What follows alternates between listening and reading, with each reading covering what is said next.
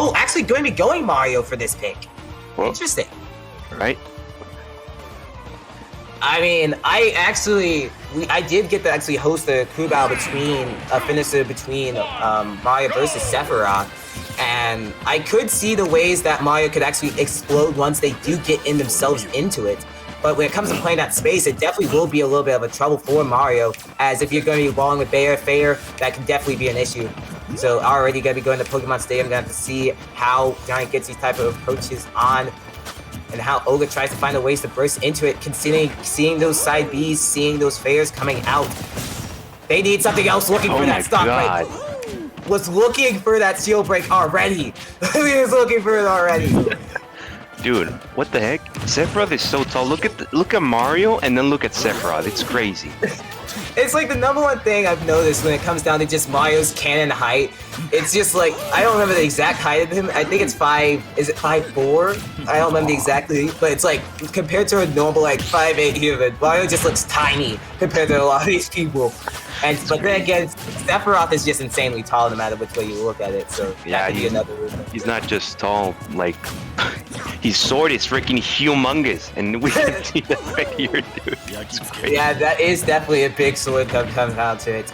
Dude has the game on a lifetime, so anyway, we actually going to see the type of changes when it comes down to it. Number one thing when it came down to how we did see Cobra earlier on stream, number one thing I did see from Cobra's approaches a lot of times was poaching on the ground and then actually catching a lot of those grabs off. But as it comes to playing off swordies, you don't really have those type of grabs on just free insert. So actually the SD playing a little bit too much of one winged angel in their head to forget that they don't actually have the winged angel on board, and that's gonna be that stock accident. I hate when that happens. I hate when people SD like that, but you gotta take it. You gotta take as much as you can. And I don't think Ogre's hating it too much, as that will be how they get the lead right now. Especially in this type of matchup, you do want to take what you can get. And actually, when it comes down to swordies, against Mario, that actually gives a way for Mario to burst in, because now swordies will be playing a little bit more aggressive to get those type of kills off. Yeah, definitely. I've played against Cobra a lot of the time. Like, he's my Mexican friend, so what I can tell right now is that there's a difference in playstyle. So this Mario, like, Org is playing so much more patient, and I think he's taking advantage of not just Wi-Fi, but the fact that he can't come in. Oh my God! To get that green! Absolutely dropping that check. You've got to press watch out with that shield button there. Actually going to take a 3 stock to 1 position there, and already going to be taking that patient play to a storm. Gonna try and take advantage of Johnny's like aggro there and try and get onto it there. That was crazy. I'm telling you, Mario is so good. Not just offline. You just need one read, you're dead. And even then, sometimes with Mario, you can take advantage of that frame data online for taking advantage of it. Ogre not actually using that too much, but we got a combo going in right now. But of course, Johnny got to barely evade right through it there with that air dodge. You've always got to be careful no matter where you're playing against Mario, day or night, Mushroom Kingdom or Bowser's Castle, to do this on another different level. Yeah, he's taking all the momentum. It's crazy. Jonhy cannot do anything. It's just Mario is just out neutraling him so badly right now. I know. And then another one thing is, like, as you did go to the stock lead, it just forces you to play a playstyle you really don't like to do.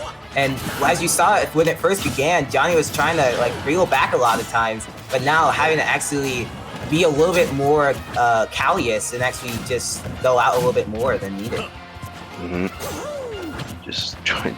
This is actually the scary part of the Mario matchup. Oh, he got the roll in. Yeah, that was a really good option. Absolutely going to catch on to that. You've got to watch out for that up smash. The big is big head for a head. Absolutely not going to bed with a lot of those type of things. And that's going to be how Ogre gets that game 1 there. Really nice job. Actually, really nice. Now I think about it, I could actually see why they did go with Mario in that type of counter pick, because the issue with Rob a lot of times does mean you do have that type of big body, so you'll be running a little bit more into those type of moves from Sephiroth. But with Mario, you can try to maneuver a little bit more around it, use that patient play, and try and find ways to force them going. And then if you're able to get that first stock, then it forces them to actually try and come into you, and you can ride with that patient play. Definitely. So anyway, I'm wanting to see how Jonhy is trying to change this up when it comes down to like stages. I could actually see type of change here, but I couldn't really see them going another character. I do think that this character works in this matchup, but I think that you just have to try and like keep them out properly and try not to go in that type of disadvantaged position. Because then as that point goes on, then it forces, as you saw earlier, it forces you to get into a lot of things that Mario wants. Because Mario can actually ride a lot, whether it's patient play, aggro play, dude can like combine it perfectly.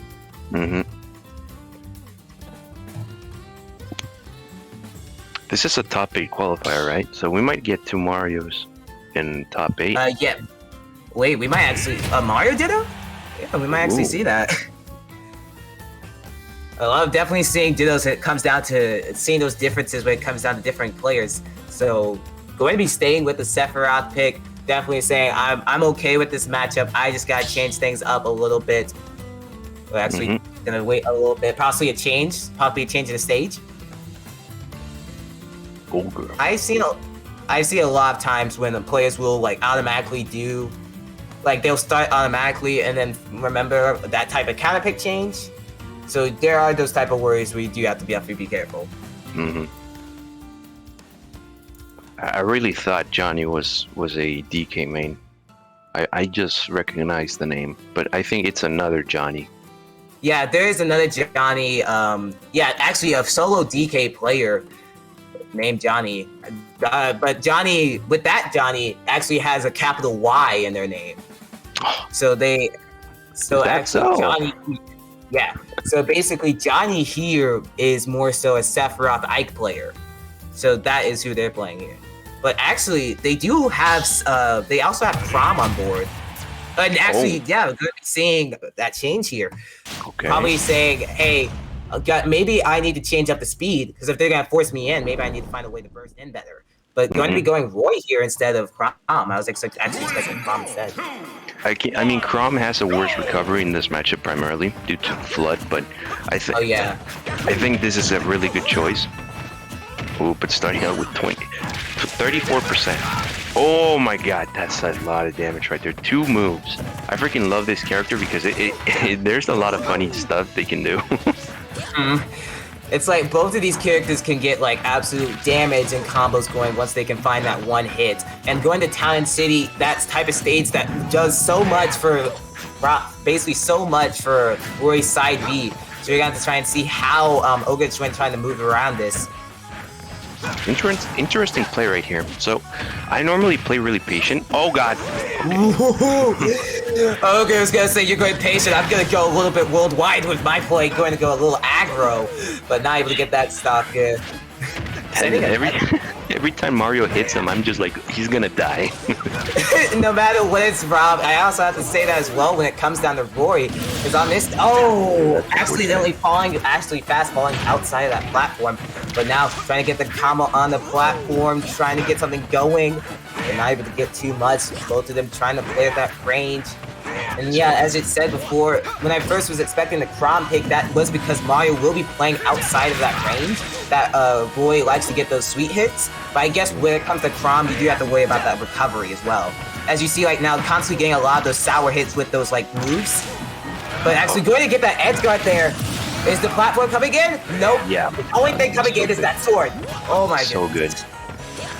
And that's the cool thing about Roy. So he has the more opportunities to edge guard than Crom, primarily because of that recovery.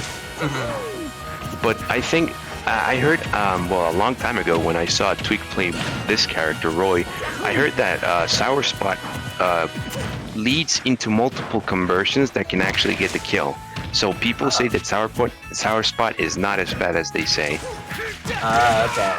Wait, almost looking for the side B there to finish that off, but I do like that DI coming in from Jonhy trying to debate that. But you do have to worry about those air dodges. Oh my god.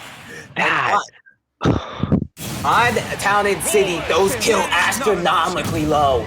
Actually, it was at 90% at that jab, and that just set him straight out of there. Good counter pick, going to be changing that up. And now with Now with this Roy here, I do want to see if Ogre will be twitching towards that Rob there. But again, that matchup's also very bad for Rob as well. All right. I just want to say that was an offline play. So he was so confident that he was going to actually panic and just air dodge in that he waited more time than he needed to. And that reminds me a lot of just offline play, Goblin and such.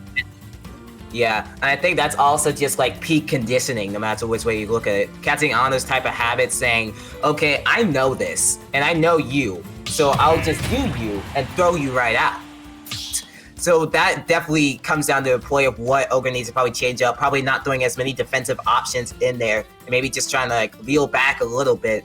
I also didn't really see a lot of Fireball as well, and I think when it comes down to those FD stages, a lot of times that Fireball can be a good command grab at getting those type of steps as it's needed. Okay, not switching this up. He's still going Mario. He's confident. That's actually really interesting to see. I mean, the other thing that he also had on board, they did have Luigi and they did have Rob. Both of those characters do struggle a lot when it comes down to Roy pressure. So I could actually see why they would stick with Mario in this matchup, because that could just be a case of, okay, all my characters do bad against Royals in some way or shape or form. Who do I have the most confidence in here? And it's going to be switching up with the Smashville pick. We did get to see Cobra beat Lucario earlier on Smashville, going to be taking off those stocks, but with that small space, Boy can also take advantage of it as well. Yeah. Oh, is he dead? He's dead? Maybe? No. Oh my god! Absolutely. Dude, he did the Mario, my goodness gracious. Get out of your chair, do the Mario, swing your sides, you are going to die. Take that stock off at 30%, and now we see Ogre literally like strike so much damage right here. Jesus, that was just amazing. So good. Leo did that to Nairo. Like oh god. Oh! Looking for it again. Looking for so much stocks. This I just was about to say. This stage can get so much when it comes down to Mario's type of options, just because of how small it is. You're able to get a lot of those moves what you want. But another thing I do want to see from Jonhy, which if they're able to get the stock off first, actually try to play around more that platform. And another thing that Roy can do really well in Smashville is those auto cancels on that platform. Well, actually off and on the platform, it just puts up a wall that Mario and many characters struggle to play around. And whether that just be actually like platform camping and forcing them in, or just trying to find another play. Uh-oh, he's bringing it back, dude. He could die here. Okay, he avoided that situation again, so he decided to up B early this time. Yeah, I was about to say, well, fool me once, shame on you. Fool me twice, shame on me. I hope Jonhy doesn't pull the exact same thing again. Mm-hmm. Okay, off-stage situation. Oh, no! He got it. Play coming in from Ogre, that cape coming into place, actually catching on to how Jonhy was trying to like slow down a little bit and maybe jump in as well, because a lot of times with that first stock not wanting to get footstooled again, so they'll just like let go of that jump, and that just gets of that stock entirely. I'm gonna say it, but I think Ogre is playing really clutch right now. So he got 2 conversions that just killed him straight up, and I think right now he has to take advantage of everything he has, because Roy can just kill you so early. Yeah, and I think I honestly want Jonhy to actually stay more so on ledge and get more so of the ledge straps, because a lot of times when they've been trying to go off stage, they only get it like the first stop, but a lot of times it would just result in a reversal. Is it time, boys? Is this the end of Mario? This might be the end. We might be seeing the Mario, but we might also be seeing the Fire Emblem, as we see Jonhy try to get the combos on the platform, but Ogre trying to get these extensions going, looking for the neutral get up there, but actually now it's side B range. Boy with rage, we know the way that it could be. Getting a jab into an F smash on the platform will get the range! What? That hit? That hit? How did that hit? Dude, that's a big ass freaking head right there. Gotta do the Mario. Like literally swinging that head from side to side. How much brain damage, dude? Just tell me. we gotta get you scheduled. We gotta get you to Lobato. We gotta get you head up. But anyway, Ogre going to be taking off that stock, gonna be moving on to top 8. and we're actually we won't be getting to see the Mario Ditto. We actually will be seeing both of them on opposite sides of winner's bracket when it comes down to winner's semis. So anyway, Johnny's gonna be moving on towards losers right here, right there. So let's get to see who they're gonna be facing off. They're gonna be facing off against Satoru in losers top 8 qualifier. So still in it, but that's how that goes. But what a set! What a set, nonetheless. That was crazy. I loved it. It was actually pretty entertaining. I did like that change up from Cobra with that counter pick for Roy there, but when it came down to getting those type of disadvantaged positions, I think we just saw them overextend so much. And first time it resulted in a footstool, second time it resulted in a cape, and third time it just was like very long gone from there, and it was way hard to bring that back. That was so tragic because he actually, from what I saw, like Jonhy was winning almost 80% of neutral interactions. Just at the end, it was just 50-50, but just Ogre just got the clutch plays. He just got everything. He did everything correctly so that he could win, and he did. Yeah, like the number one thing when it comes down to Ultimate, especially when it comes down to a lot of those tricky positions, it really comes down to like who gets the stocks first a lot of times. Because you could be playing neutral perfectly, but as an